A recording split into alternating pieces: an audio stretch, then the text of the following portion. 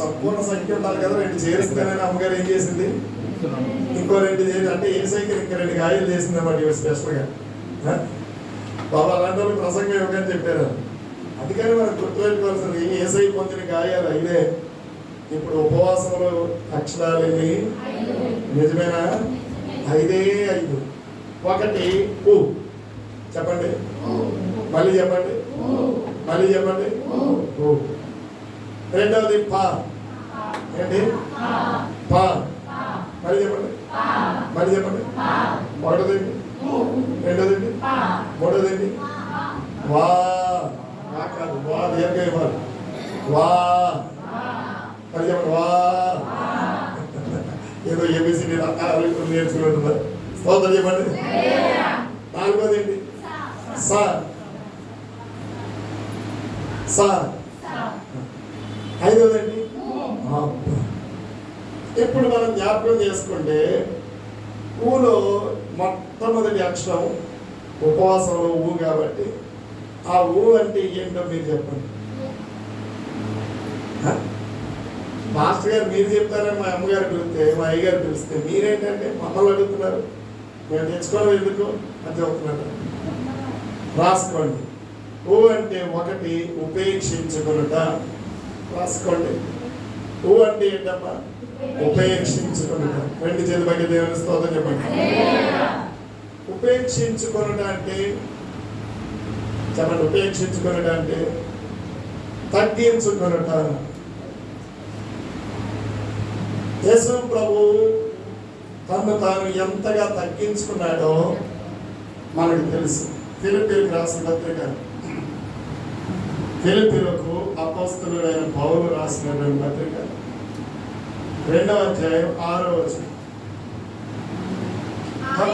ఆయన దేవుని స్వరూపము, దేవుని స్వరూపము కలిగిన వాడై ఉండి దేవునితో సమానముగా నుండుట విడిచిపెట్టకూడని భాగ్యమని ఎంచుకోలేదు, కానీ మనుషుల పోలికగా పుట్టి దాసుని స్వరూపము ధరించుకొని తన్ను తానే రిక్తునిగా చేసుకున్న. రిక్తుడు అంటే ఏం తెలుసా?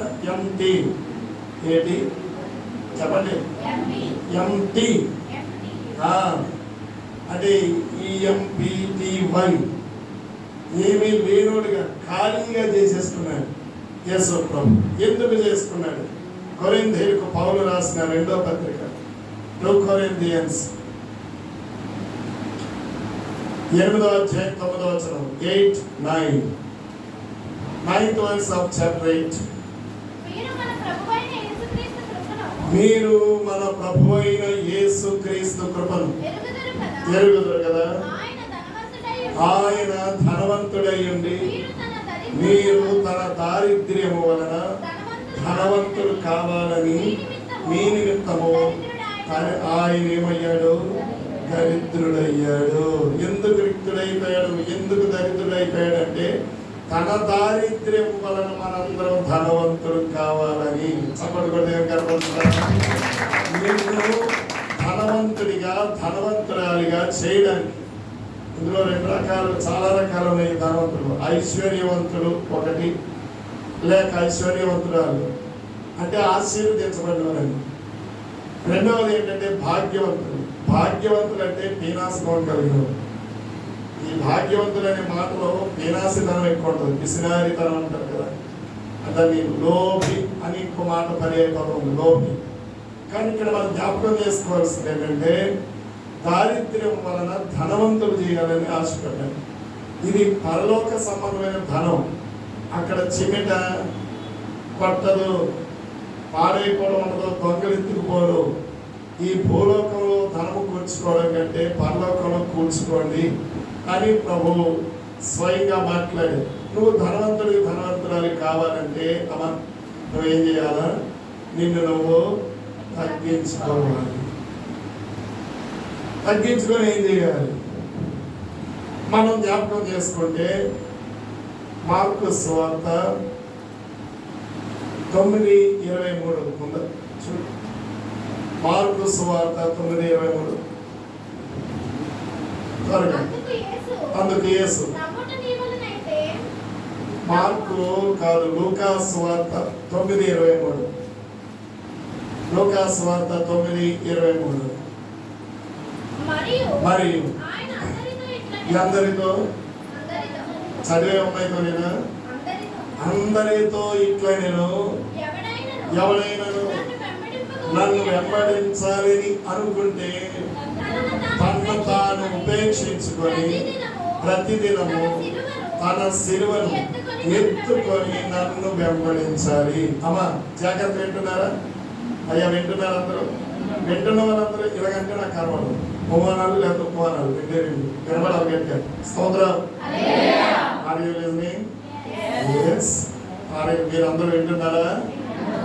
ప్రభువునందు ప్రియులారా, మనం గుర్తుపెట్టుకోవాల్సింది ఏంటంటే ప్రభువును వెంబడించాలని ఎవరు కోరుకుంటున్నారు, యేసయ్యను అనుసరించి నడుచుకోవాలని ఎవరు అనుకుంటున్నారో మొట్టమొదట మీరు చేయవలసిన పని ఏంటి? తను తాను ఉపేక్షించుకొని ఏ రోజమ్మా? అంతేనా? శనివారం లేదా ఆదివారం లేదా శుక్రవారం ప్రతి దినము తన సిలువను ఎత్తుకోవాలి. ఎవరి సిలువను ఎత్తుకోవాలి? అమలారా ఎవరి సిలువను ఎత్తుకోవాలి? ఎవరి సిలువను? అంతేనా? యేసయ్య సిలువనా? యేసయ్య సిలువను ఎవరు ఎత్తుకోలేడు. ఆయన తప్ప ఇంకెవరు మోయలేడు. అవునా కాదా? స్తోత్రం చెప్పండి. అంటే నువ్వు ఎవరి సిలువ ఎత్తుకోవాలి? నువ్వు ఎవరి సిలువ ఎత్తుకోవాలి? అది నా సిలువ, మన సిలువ కాదు.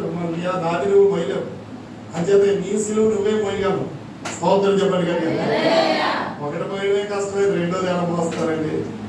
ఒకసారి మా చర్చిలో ఒక ఆవిడ ఏదో సందర్భంలో మాట్లాడుతూ, అన్నయ్య తను తగ్గించుకుంటే హెచ్చించబడతారన్నారు కదా, అందుకని నేను తగ్గించుకుంటున్నాను అన్నయ్య అంతే. అంటే అక్కడే హెచ్చించేసుకుంటున్నారు. మీకు అర్థమైందా? ఏంటంట?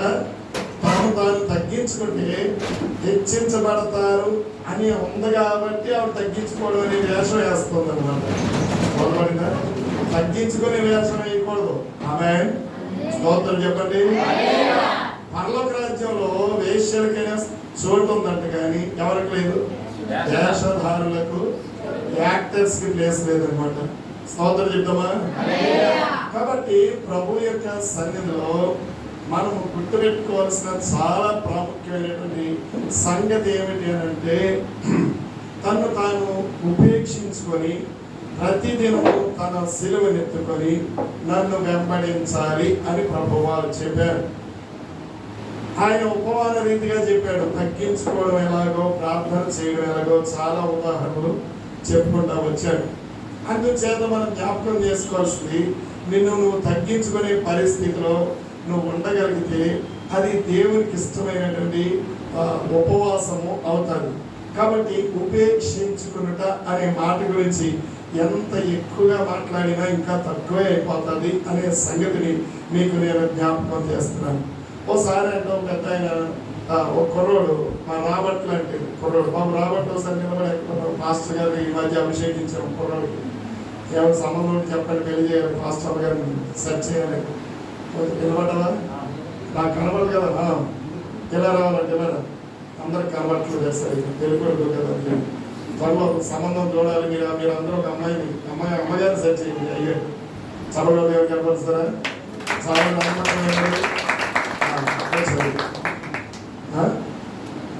అందరికి వందనాలు చెప్పండి. అయ్యారు. స్తోత్రం. కూర్చోండి. ప్రభునందు ప్రియులారా, ఆయన లాంటి కుర్రోడు ఓ రోజు అన్నాడంట, ప్రభా నువ్వు ఎంత భారభరితమైన సేవ చేశావు ఆయన, చాలా కష్టపడి సిలువ మోసేసావు ప్రభా, నా కొరకు ప్రాణం పెట్టేశావు ఆయన, కానీ కాబట్టి నేను సిలువ మోస్తాను ప్రభా అన్నాడు. ఏమన్నాడు? ఎవరన్నారు? ఇప్పుడు వచ్చి నిలబడ్డా వెళ్ళి అబ్బాయి అన్నాడు కాదా? ఎవరో ఒకడు, పోనీ ఎవరో ఒకడు. మళ్ళీ అంటే అన్నీ మళ్ళీ ఏమైనా అంటాడేమో భయపడుతున్నారా? స్తోత్రం చెప్పండి. ప్రభువునందు ప్రియులారా, ఆ కుటుంబంలో 11 మందికి బాప్తీసించాను నేను. 11, 13. దేవునికి స్తోత్రం చెప్పండి. కాబట్టి దేవుని యొక్క సన్నిధిలో మనం జ్ఞాపకం చేసుకోవాల్సిన విషయం ఏంటంటే, ప్రభు నేను సిలువ మోస్తాను ఆయన అని ప్రభుని ప్రార్థన చేశాను. ప్రార్థన చేస్తే ప్రభు వారు చెప్పారంట, తప్పకుండా పోయిన ఆయన అన్నాడు. ఒక అలాగే వెళుతుంటే అక్కడ ఒక సిలువ దొరికింది. సిలువ భుజాన్ని వేసుకొని మోసుకొని వెళ్ళిపోతున్నాడు. ప్రభానికి స్తోత్రం నాయన, నీ సిలువ మోస్తున్నాను నాయన, నీ సిలువ మోసుకెళ్ళిపోతున్నాను నాయన అనుకుంటూ ఇక్కడ నుంచి పూర్ణ మార్కెట్ ఫ్రూట్స్ మార్కెట్ దగ్గరికి తీసుకెళ్ళాడు. బరువు పెరిగిపోతుంది, భారం అయిపోతుంది, కష్టం ఎక్కువైపోతుంది, ఆయాసం ఎక్కువైపోతుంది. ఆఖరికి అన్నాడంట, ప్రభా నేను ఈ సిలువ మొయ్యలేకపోతున్నాను, కాబట్టి చిన్న సిలువ ఏదైనా చూపించిన ఆయన అన్నాడు. ఏ సిలువ? ఇంకోసారి చెప్పండి. సరే, అలాగా బరువుతో రొప్పుకుండా ఆయాస పడిపోతూ మోసుకుంటా వెళతా ఉన్నాడు. ఉన్న క్రమంలో ఒక సిలువలు కొట్టోటి కనబడింది. ఏసై ఏదనుకుంటే అది అప్పుడు బయటపరుస్తాడు కదా. నిజం కాదు చెప్పండి. నీళ్లు లేని ఎడారిలో కూడా నీళ్లు కలుగజేసిన దేవుడు మన దేవుడు. కాబట్టి సిలువలు ఎక్కడ పడితే అక్కడ సిలువలు ఉండవు. కానీ ఇక్కడ ఒక సిలువ, చిన్న సిలువ కావాలంటే ఇప్పుడు ఏం చేయాలి? అతనికి చిన్న సిలువ ఏదో తెలియాలంటే బోలేని సిలువలు అక్కడ కనబడదు. ప్రభు అది అక్కడ క్రియేట్ చేశాడు, అక్కడ ఏర్పాటు చేశాడు. ఆయన అందులో నీ సిలువ పడేయన్నాడు అనగానే ఈ కుర్రోడు ఏం చేశాడు? దప్పుని పారేశాడు. అయిపోయింది. ఆయన నీకు నచ్చిన సిలువ ఎదుర్కొని ఆయన అన్నాడు. సరే, ఏం చేయడు అన్ని సిలువలు చూస్తున్నాడు. అక్కడికి ఒక చిన్న సిలువ దొరికింది. ఎంత సిలువ? మళ్ళీ చెప్పండి, ఎంత సిలువ? దొరకగానే ఎత్తుకుంటా వెళ్ళిపోతున్నాడు. యేసయ్యా, నువ్వు నాకు చిన్న సిలువ ఇచ్చావనైనా, నా ఆశ కలిగిన ప్రాణాన్ని తృప్తిపరిచావనైనా నీకు వందనాలు ఆయన అన్నాడు. అని అంటే యేసయ్య అన్నాడు, పిచ్చాడు, నువ్వు పారేసిన సిలువే చేస్తున్నావు అన్నాడు. అంట దేవునికి ఇస్తున్నావు. ఏమన్నాడు? అవతల కష్టాలంట వాళ్ళకేమున్నాయండి? నాలుగు ఎన్ని కష్టాలు తెలుసు మీకు? ఏం తెలుసండి? మీకు ఏం తెలుసండి? యోగు గారి కంటే ఎక్కువ కష్టాలండి నాకు. యోగు గారి కంటే ఎక్కువ కష్టాలంటే ఎప్పుడు కూడా ఇరుకోరండి. అది చర్మం మాంసం పైకి వచ్చింది కదా. ఇప్పుడు నీకు ఆయన కంటే ఎక్కువ కష్టం అవ్వాలంటే ఎముకలు బొయ్యకులు అన్నీ కూడా ఇరిగిపోవాలి. ఎవరికి ఇరిగిపోయేది లేదు కదా. యోగు కంటే యోగు కంటే ఎక్కువ కష్టాలు చేసేవాడు ఆయన. ఏ ప్రార్థన? మా ఇద్దరు ప్రార్థన, ఈ ప్రార్థన తగ్గడ సోదరులు చెప్పండి. యోగు కంటే ఎక్కువ కష్టాలు ఇచ్చేసారా నీకు? ఇస్తే నువ్వు ఇలా ఉంటావు. అసలు 10 రెట్లు దీవెన పొందిపోయి అమ్మగారు ఇంక మీరు ఏం కష్టపడ్డదంటే సేవంతటి డబ్బులు నేనే ఇస్తానంటాం. చపలు దేవుడు కనబడుతుంది. కాబట్టి దేవుని యొక్క సన్నిధిలో ఉపేక్షించుకుంటా ఏమంటారు? అక్షరం 1లో ఏ పాట ఏంటమ్మా? ఉపేక్షించుకుంటా. దేవునికి స్తోత్రం, దేవునికి స్తోత్రం. రెండోది ఏంటో తెలుసా? ఉజ్జీవము. చెప్పండి ఏంటమ్మా? చెప్పండి. ఇంకోటి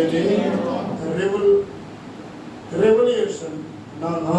రెవల్యూషన్. ఇంకా కనపడి ఉజ్జీవం అని అంటే అది ఉజ్జీవ సభలు అంటారు కదా. ఉజ్జీవ అంటే ఉజ్జీవింపబడడం అంటే ఏంటి? సామాన్యమైన విషయం అనుకుంటున్నారా? ఇలాంటి కోటాల ద్వారా ఇప్పుడు మిట్ట మధ్యాహ్నం వేళ మిమ్మల్ని రమ్మని గారు వచ్చారు. మా సంఘస్థులు ఎవరు రారండి. ఒక నలుగురు 5 వస్తారు. మహాన పాస్టర్ గారు బాధపడలేక. కానీ ఇంతమంది వచ్చి మీరు కూర్చోగలిగారంటే నిజంగా మీరు ఉజ్జీవింపబడడానికి ఇష్టపడలేదు. ఎవరికి ఇస్తుందో చెప్పండి. ఉజ్జీవం అనేది సంఘంలో ఎప్పుడు వస్తుందో అది శక్తివంతమైన సంఘంగా ఉంటుంది. చెప్పండి, ఏ సంఘంగా ఉంటుంది? ఇందాక అన్నయ్య పాట పాడా, ప్రార్థన శక్తి నాకు కావాలయ్యా, నీ పరలోక అభిషేకం కావాలయ్యా. అంతే. ఉజ్జీవ కూటాల్లో శక్తి పొందుకుంటారు. ఈ మధ్యకాలంలో ఉజ్జీవ కూటాలు లేవు. స్తోత్రం చెప్తారా? ఉన్నాయా ఉజ్జీవ కూటాలు? ఎక్కడ లేవండి. అంతా కూడా టైం ప్రకారం, సమయం ప్రకారం మీటింగ్ అయిపోవాలి కదా. కాబట్టి ఈ రోజున ఉజ్జీవము అనేది క్రైస్తవ జీవితంలో చాలా ప్రాముఖ్యమైనది. నేనైతే 1990 సంవత్సరంలో యేసు ప్రభువుని నమ్మలేనప్పటికీ అప్పటికి ఒక పాటకి సంగీతం కట్టాను. అందులో పళ్ళు మాత్రం చిన్న పాట వినిపిస్తాను.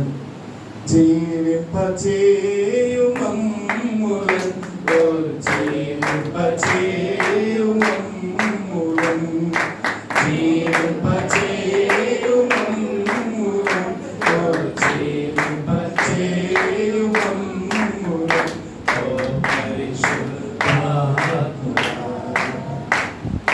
నీవు మాలో వసించి ఉజ్జీవింపచేయు